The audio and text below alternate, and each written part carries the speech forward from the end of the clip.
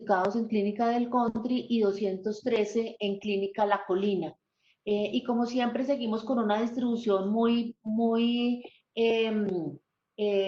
mitad y mitad entre hombres y mujeres, y la necesidad de unidad de cuidado intensivo se encuentra en este momento en el 11.82%, que está acorde con la mayoría de la literatura y nos corresponde a 87 pacientes. De estos 738 pacientes confirmados, 64 han necesitado ventilación mecánica y 55 protocolo de ventilación en situación de pronación. Cuando miramos esa pirámide poblacional por edades, vemos que vamos acumulados 888 días de ventilación mecánica, y al ver la distribución de todos nuestros pacientes confirmados, vemos que la mayoría se han centrado entre los 19 y los 45 años. Como vemos, la distribución por género es muy similar. Entonces, teniendo presente cómo nos ha ido aumentando el número de pacientes confirmados de COVID-19 y asimismo todo lo que ya conocemos de el incremento de casos en el país y todo lo que esto implica, el día de hoy tenemos dos invitadas. La doctora Paula Araque, infectóloga pediatra, va a tocar el día de hoy 3 puntos de la actualización del Consenso Nacional de Infectología en respuesta a la enfermedad por COVID-19, y posteriormente vamos a escuchar a la doctora Quijano, Ana María Quijano, quien nos va a mostrar un poco cómo vamos a tener un cambio importante en la distribución de nuestro triage en los servicios de urgencias en ambas clínicas. Entonces le voy a dar la palabra a la doctora Paula Araque. Al final tendremos una parte de cierre.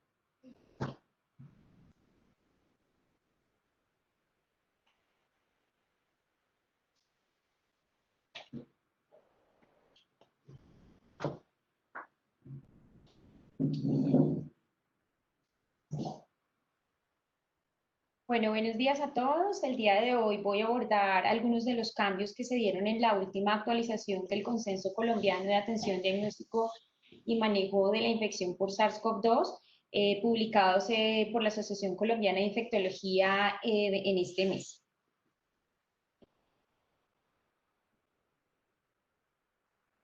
Voy a hablarles un poco de las nuevas recomendaciones que se dan en el marco de la prevención, principalmente en el escenario de las medidas de aislamiento y del paciente prequirúrgico, así como también las recomendaciones que se dan en el paciente oncológico. Entonces, la primera recomendación que se da es con relación al tiempo de aislamiento en pacientes infectados que están sintomáticos, que van a requerir manejo ambulatorio. Digamos que en este escenario se recomienda suspender el aislamiento cuando ya hayan pasado al menos 10 días desde el inicio de los síntomas y 72 horas desde la recuperación, definida como la resolución de la fiebre sin el uso de medicamentos antipiréticos y con mejoría de la sintomatología respiratoria. Esto fue uno de los cambios que se dio con relación al tiempo del aislamiento. Y con relación al aislamiento que se da en pacientes hospitalizados o institucionalizados, se recomienda retirar el aislamiento basado en dos estrategias, que puede ser empleada una de dos. Una que sea basada en la sintomatología, es decir, que se levante ese aislamiento después de al menos 10 días desde el inicio de los síntomas, al menos 72 horas de resolución de la fiebre y mejoría de la sintomatología respiratoria, o la estrategia basada en la prueba de PCR, que básicamente habla de la misma estrategia basada en síntomas asociado a un reporte de una RT-PCR negativa posterior al día 9 del inicio de la sintomatología. Con relación a los puntos de buena práctica clínica, se prefiere utilizar esta estrategia basada en PCR en pacientes hemato-oncológicos, trasplantados, donantes de trasplante, los pacientes que están hospitalizados en unidad de cuidado intensivos, aquellos que van a ser derivados a instituciones o en aquellos pacientes que son privados de la libertad y se les va a dar ingreso. En caso de que la prueba salga positiva, esta debe repetirse cada 7º día hasta que ya tengamos un control o una prueba negativa. De los que están hospitalizados, sí.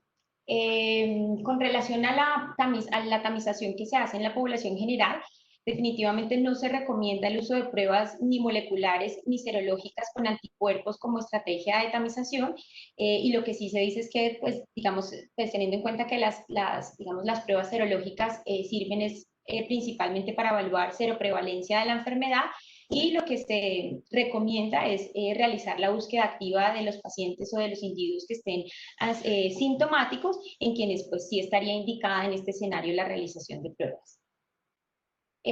Para la tamización de los trabajadores de la salud que son asintomáticos, no se sugiere realizar ni pruebas moleculares ni pruebas serológicas como estrategia aislada de tamización, pues teniendo en cuenta que son pues, pacientes asintomáticos, personas asintomáticas, pero sí efectivamente se sigue la recomendación de implementar programas de vigilancia enfocados en identificar la sintomatología, los contactos estrechos no protegidos con casos sospechosos o confirmados, así como el reporte de familiares sintomáticos, y de esta manera poder implementar cercos epidemiológicos y en caso de ser necesario, si se vuelven los pacientes sintomáticos, realización de las pruebas. Entonces, ¿cuál es la mejor estrategia para seguir una persona captada por medio de pruebas con detección de anticuerpos? Se recomienda que las personas que tengan un resultado de anticuerpos con una IgG positiva, que sean asintomáticos, no se recomienda ni realizar aislamiento ni realizar una prueba molecular PCR. Bueno, ahora con relación a las pruebas.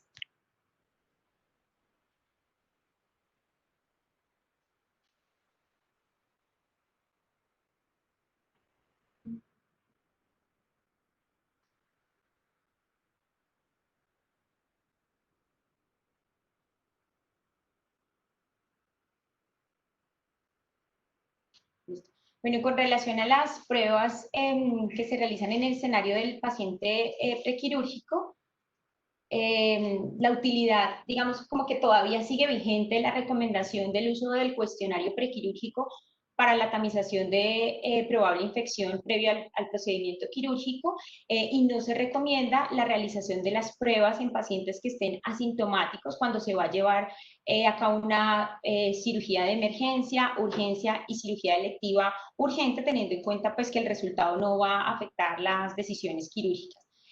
Tampoco se recomienda realizar pruebas para la detección de anticuerpos para tamizaje de pacientes previo al procedimiento quirúrgico. Algo que cambió y que es nuevo en las nuevas recomendaciones es la utilidad de las pruebas diagnósticas como requisito para cirugía electiva. Entonces, sí se recomienda tamización prequirúrgica de la infección por SARS-CoV-2 en cirugía electiva esencial.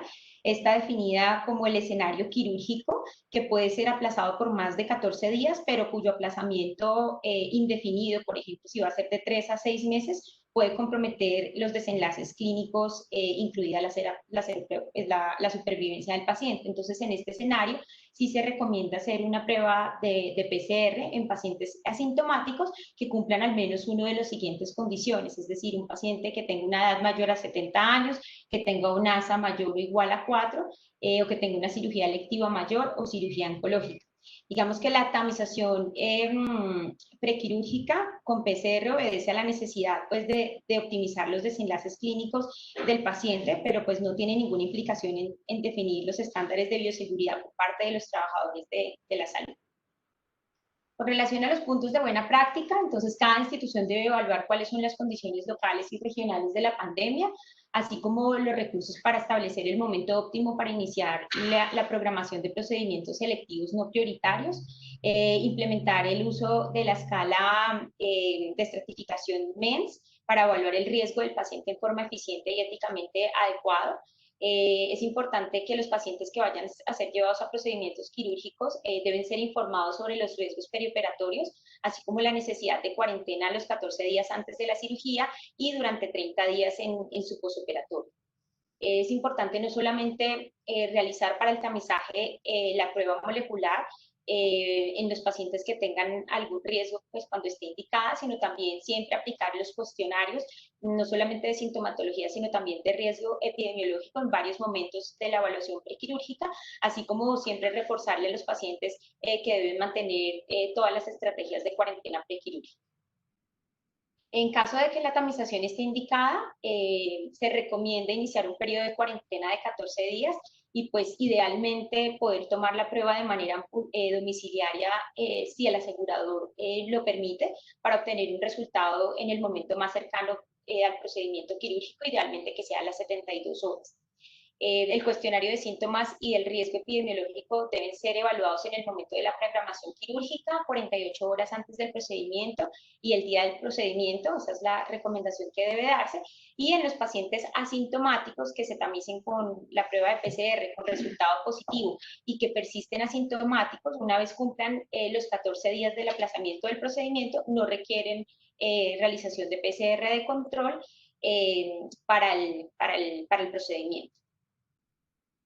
Con relación a las recomendaciones del paciente oncológico, se recomienda entonces en los pacientes que son asintomáticos con tumores sólidos, que van a ser sometidos a quimioterapia inmunosupresora, a terapias biológicas de larga duración y inmunoterapia celular, realización de PCR de tamizaje, así como la realización en pacientes con cáncer que van a iniciar terapia activa, que tienen factores de alto riesgo para complicaciones y mortalidad por infección por SARS-CoV-2.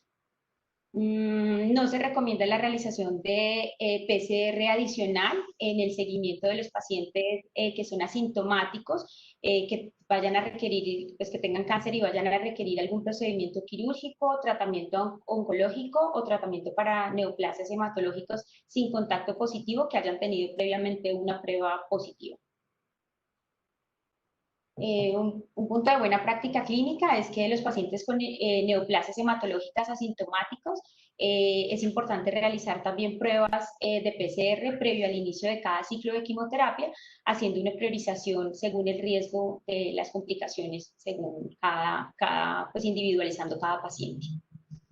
Con relación a los pacientes que van a ser llevados a trasplantes, entonces tanto los donantes como los pacientes asintomáticos deben tener una prueba de PCR negativa, tanto para el donante como para el receptor, con vigencia máxima de 1 semana antes de iniciar cualquier procedimiento, asegurando que se haya cumplido las condiciones de estricto aislamiento. Y en potenciales receptores de trasplante de órgano sólido, de donante fallecido vivo y en donantes de trasplante de órgano sólido, los casos confirmados de infección, digamos por SARS-CoV-2, se debe diferir el trasplante hasta que cumplan un periodo de aislamiento de mínimo 2 semanas antes del inicio de los síntomas o 14 días desde la realización del test diagnóstico para los pacientes asintomáticos. También se recomienda la realización de PCR en el escenario de los pacientes que tengan patología hemato-oncológica, que se presenten con neutropenia y fiebre, en quien durante la valoración inicial no se encuentra ninguna causa de la fiebre. Listo.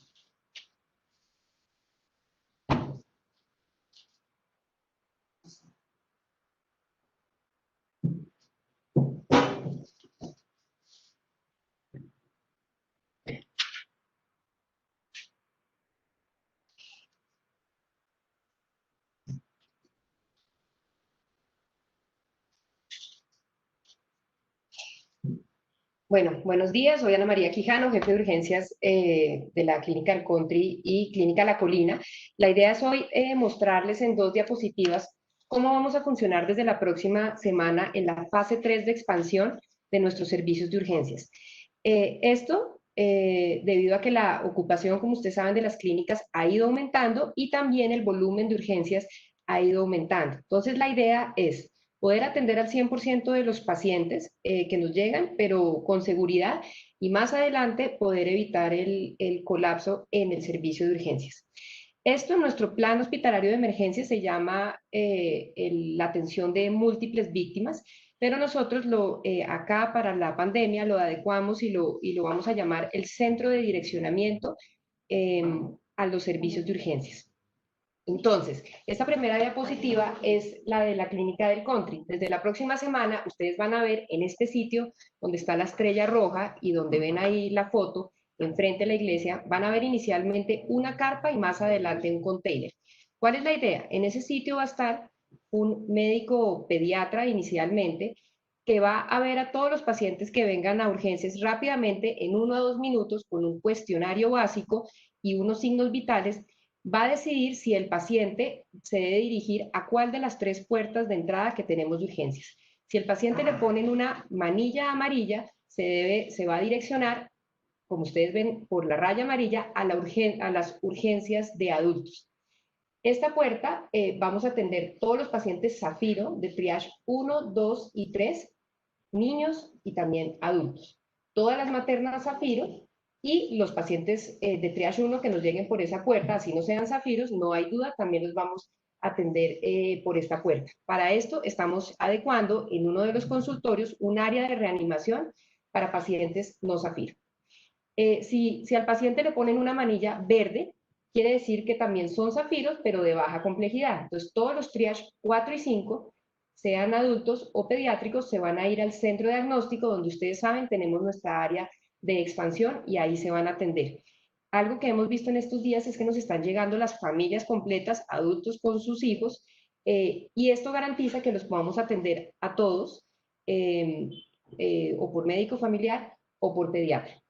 Y si el paciente le ponen una manilla azul, se va a ir a la puerta de urgencias pediatría, donde va a quedar un área completamente limpia, o sea, zona no zafiros, de adultos, pediatría y de maternas. Entonces, como ustedes ven, lo que vamos a hacer es juntar todas las urgencias y volverlas una sola. En Clínica La Colina, muy similar, aquí donde ustedes están viendo la estrella roja, va a quedar esa zona de direccionamiento de urgencias. Como les cuento, inicialmente van a ver una carpa y después van a ver un container donde de igual manera un pediatra va a hacer esta clasificación rápida. No es un triage, es simplemente un direccionamiento para ver por qué puerta debe entrar. Si el paciente le ponen esta manilla amarilla o verde, se va a dirigir a la puerta de entrada de adultos. En el primer piso, donde está el punto amarillo, vamos a atender todos los pacientes Zafiro de triage 1, 2 y 3, de adultos, pediatría y materna. Si el paciente tiene su manilla verde, se va al segundo piso, donde tenemos nuestra área de expansión, donde vamos a ver de igual manera la baja complejidad, el triage 4 y 5 de adultos, pediatría a maternas. Y si definitivamente no hay una sospecha de que sea un paciente Zafiro, se van a ir a la puerta de pediatría y todas urgencias de pediatría va a quedar para los pacientes no Zafiro, adultos y pediatría, y las maternas se dirigen, como se hace normalmente, al quinto piso. Este plan, digamos que internamente ya adentro también tenemos cómo separar los niños de las maternas, de los adultos. Esto ya es más concreto para los servicios de urgencias, pero lo que queríamos que todos supieran es que nos volvemos uno solo y esto va a garantizar que por ahora sigamos atendiendo el 100% de los pacientes y no haya ningún tipo de mezcla y aseguremos la seguridad en la atención. Muchas gracias.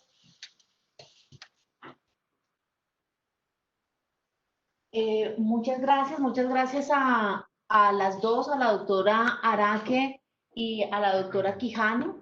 Entonces, pues quisiera antes de entrar a este último pedacito que recordemos, entonces que tenemos unos cambios muy importantes con esta última actualización del consenso.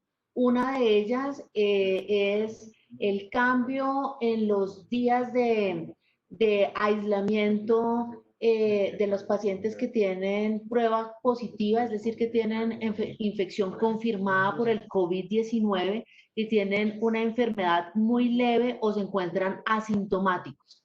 Veníamos de al menos 14 días de cuarentena o de estar en aislamiento en algunos escenarios, como en el caso de los trabajadores de la salud, se realizaban pruebas de seguimiento y como vemos, aquí tenemos varios de los cambios. Y es que baja a 10 días el tiempo de distanciamiento o de cuarentena a partir del inicio de los síntomas y al menos 72 horas de no presentar fiebre. Segundo, nos aparece el escenario para la toma de PCR preoperatoria en pacientes muy específicos que van sumados a la estrategia que ya teníamos implementada del cuestionario de síntomas en 3 momentos, más cuarentena 14 días y hasta 30 días después. Todo esto debido a que las publicaciones han demostrado cómo aumenta de forma muy importante la mortalidad, siendo incluso una enfermedad en cirugías de baja complejidad tan alta como el 20%. Tercero, nos ingresa también la indicación de PCR para la población, para el paciente oncológico, que ya lo veníamos haciendo en su mayoría. Aquí el ajuste para nosotros es un poco menor. Y el gran cambio con el escenario del pretriage para ambas clínicas en las 2 ubicaciones donde nos lo ha referido también la doctora Quijano. Y entonces quisiéramos hoy finalizar con una reflexión alrededor del trabajo en equipo, que es algo en lo que hemos venido trabajando todos estos días, y quisiéramos que no se nos volviera el tema del trabajo en equipo como una frase de cajón, sino que realmente lo hagamos tangible en todos los escenarios de las clínicas. Aquí tenemos también, dentro de ese tema, una de las cifras consolidadas sobre los trabajadores de la salud de las clínicas que han tenido enfermedad confirmada por COVID-19. Llevamos a fecha de corte del día de ayer 127 colaboradores, 97 de la clínica del Country y 30 de la clínica de la Colina. A todos se les hace, como nos contaba la doctora Araque, un cerco epidemiológico, y que es hacer toda una búsqueda de posibles personas que hayan podido tener exposición, de mirar si hemos cumplido con todas las medidas de prevención para evitar que cumplamos con contacto estrecho. Es decir, se hace toda la verificación de personas en el sentido de que todos hayan estado siempre con mascarilla convencional, con protección ocular, guardando los 2 metros de distancia, utilizando estrategia de higiene de manos, porque de lo contrario, eso nos implica el riesgo también de tener la enfermedad. ¿Qué son las cosas que adicionalmente podemos evaluar con los trabajadores de la salud? ¿Cuál fue la razón por la cual se llegó al diagnóstico? En 92 casos presentaron sintomatología, 14 cumplieron la definición de contacto estrecho, 5 tuvieron contacto con familiares confirmados, 7 fue dentro de las oportunidades en las que hemos hecho tamizajes a equipos de trabajo completos, y 9 fueron identificados en otras instituciones de salud. Entonces, cuando se hace todo el ejercicio de interrogatorio, hemos encontrado muchas oportunidades, que es donde nos debemos en este momento centrar, enfocados hacia el autocuidado. Y entonces, dentro de estos hallazgos, lo más recurrente es lo que traemos en esta diapositiva: tiempos prolongados en las horas de alimentación sin la utilización de los elementos de protección personal. Y es algo en lo que hemos insistido en muchos escenarios y en muchas ocasiones. Y es que en el momento en el que nos tenemos que quitar la mascarilla facial, que es para la alimentación, debemos al máximo mantener el distanciamiento físico con nuestros compañeros o con las personas con las que estamos alimentándonos. Idealmente la instrucción es que en ninguna mesa debe haber más de 2 personas. Entonces, ahí vamos viendo cómo podemos mejorar nuestro autocuidado.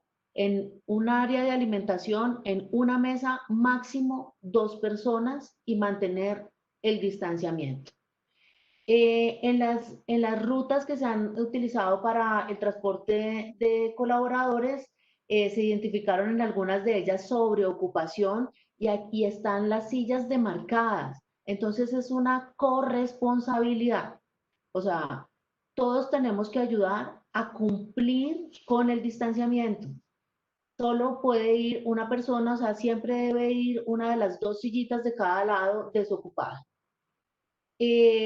Como les decía, más de dos personas en los comedores sentados, no uso de monogafas de manera permanente en la atención de pacientes, compartir elementos como los cubiertos, o sea, esos son utensilios que nunca debemos compartir, eh, y discrepancias en la información del inicio de los síntomas. Todos los días nos tomamos la temperatura y todos los días nos preguntan si tenemos síntomas. Por favor, debemos decir la verdad por nosotros, por nuestros compañeros, por nuestros pacientes, por nuestras familias, pero hemos tenido algunos casos en los cuales hemos llenado el registro como sin síntomas y cuando llegamos al servicio de urgencias referimos que teníamos varios síntomas, varios días de síntomas. Entonces acá, por un lado, todos debemos decir la verdad, pero adicionalmente si el que está al lado ve que su compañero tiene síntomas, debe informárselo a alguien. Eh, Casos en los que no hay consulta temprana, nadie debe estar trabajando si se siente mal. Realización de actividades sociales, permanecer en espacios cerrados sin los elementos de protección personal. A veces creemos que si estamos en una oficina lejísimos y estamos con todos nuestros compañeros alrededor, si no estamos dentro de la clínica no los necesitamos y sí los necesitamos. Y el retiro inadecuado de elementos de protección personal e incumplimiento en la higiene de manos. Entonces, ese autocuidado tiene dos caras y es que es un derecho y un deber.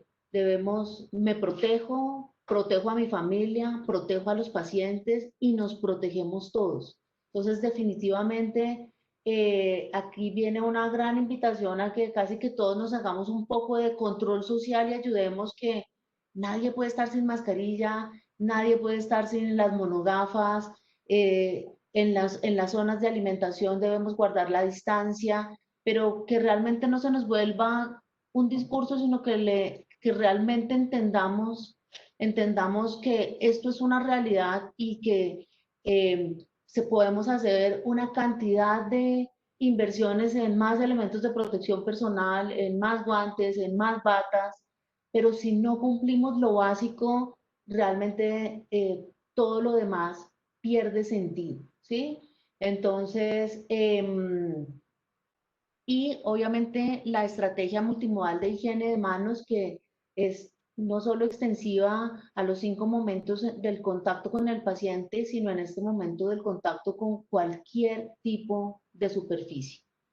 Entonces, como les decía en este sentido, de más allá de una frase de cajón, el trabajo en equipo, es porque estas son las cifras que tenemos al día de hoy.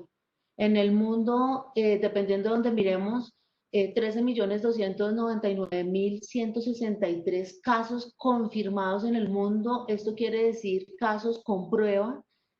Acordémonos que los países, dependiendo del momento de la pandemia, cambian su forma de realización de pruebas. Países como Inglaterra, a todos los pacientes ambulatorios no se les realiza pruebas, sino solo a los que están hospitalizados. Entonces, ese número de 13.300.000 personas con seguridad es un número mucho más alto en la realidad. Los casos confirmados en Colombia, 165.169, el día de ayer 5.271. Los fallecimientos, 5.814, el día de ayer 189 en el país. ¿Cuántas muertes llevamos en el mundo? 583.359. Brasil, nuestros vecinos, 75.000. México, 37.000. Perú, 12.000. Chile, 7.186. Y en total, 188 países reportan en este momento casos confirmados por COVID-19. Cuando vemos las tasas de ocupación de las unidades de cuidado intensivo y nos centramos en Bogotá, que en este momento reporta 1.239 camas, tenemos al corte de ayer en la noche 89.3% de porcentaje de ocupación. Eso nos pone en todo este escenario de realmente mirar que Estos 4 meses que hemos tenido para prepararnos, la preparación ha terminado y realmente entramos en el pico de respuesta a la pandemia. Y entonces les traje este pequeño ejercicio que se los quiero contar de forma muy rápida y es simplemente una dinámica de trabajo en equipo que tomaría, si la lográramos hacer en forma práctica, unos 45 minutos a 1 hora, y es que si nosotros miramos el Lego que tenemos ahí en la mitad, pensáramos que si logramos lanzar, hacerla perfecta y lográramos lanzar ese cohete, el resultado final es que logramos combatir la pandemia del coronavirus.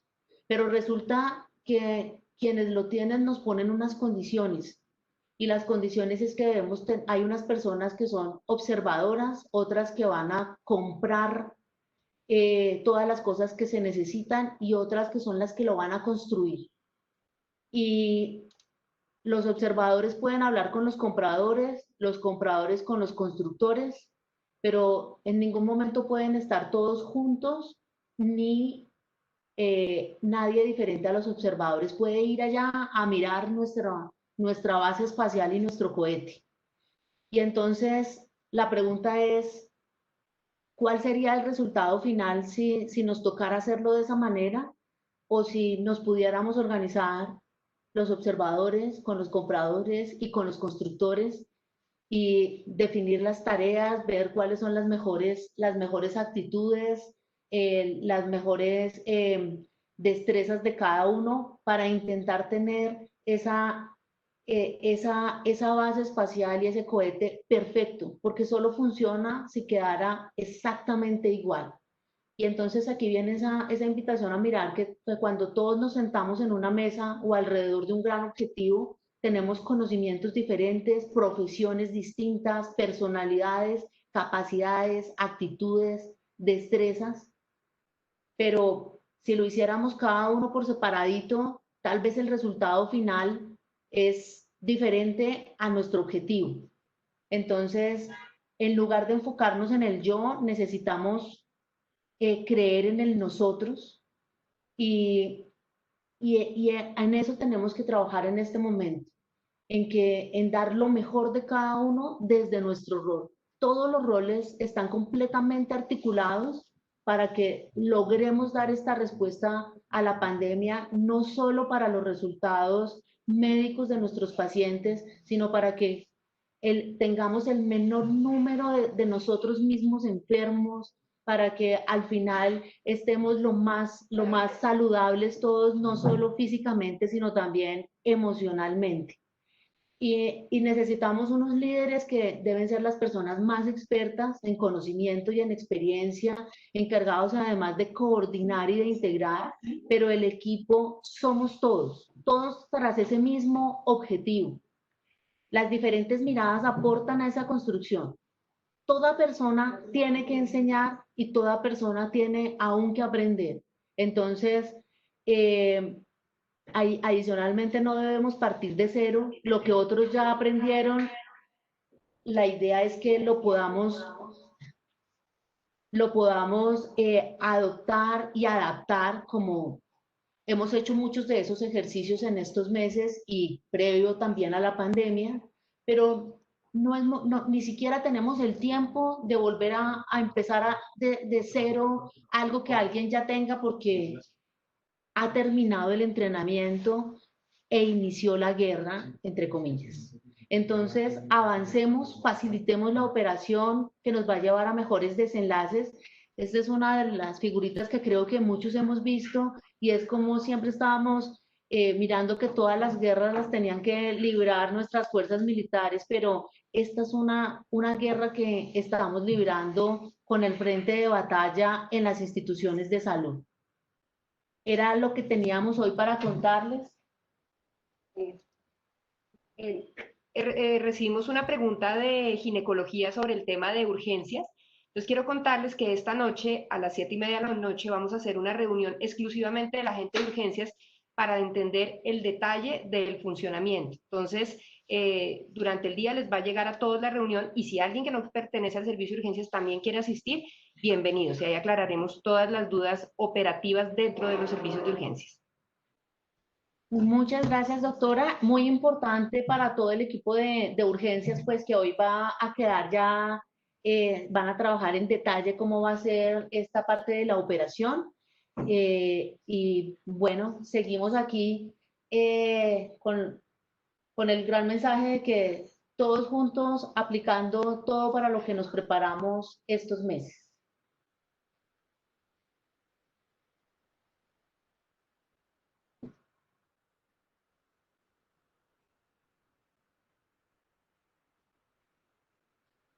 Tenemos otra pregunta con respecto a las zonas de descanso en las noches. Se ha trabajado con salud y seguridad en el trabajo en nuevamente identificarlas, hacer los ajustes puntuales que fueron pertinentes y necesarios, pero en la medida en que aún tengamos alguna duda puntual, por favor o nos comentan a nosotros o a la doctora María Alejandra Zárate de Salud y Seguridad en el Trabajo, e idealmente pues a través de el líder del proceso que corresponda para la persona que hizo esa pregunta. Tenemos otra con respecto a los pacientes que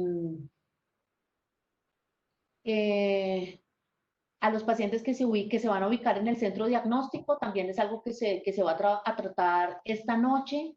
Y lo mismo que la atención de urgencias de las maternas.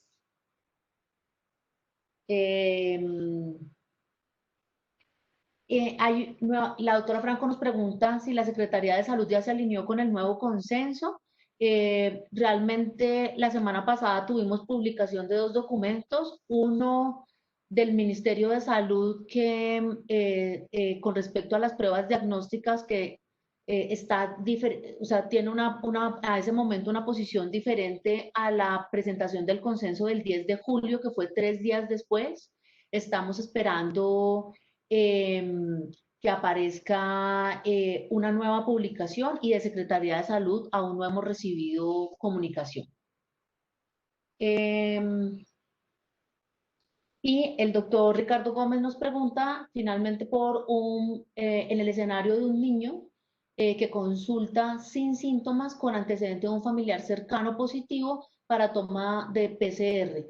Entonces recordemos que cuando tenemos la definición del contacto con un caso confirmado,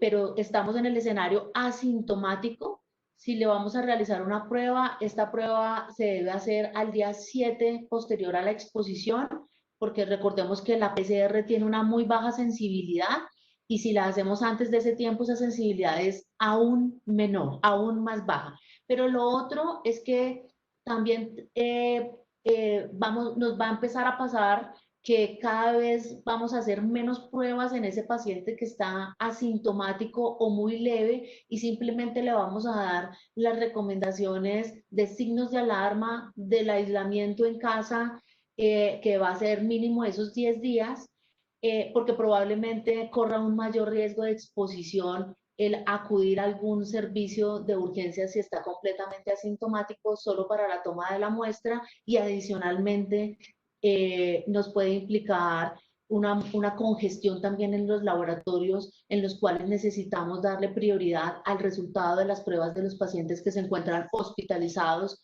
y en las unidades de cuidados intensivos.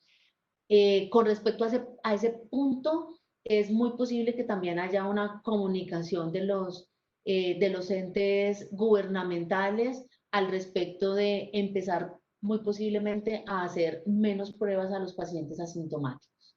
Muchísimas gracias a todos por haber compartido el espacio con nosotros.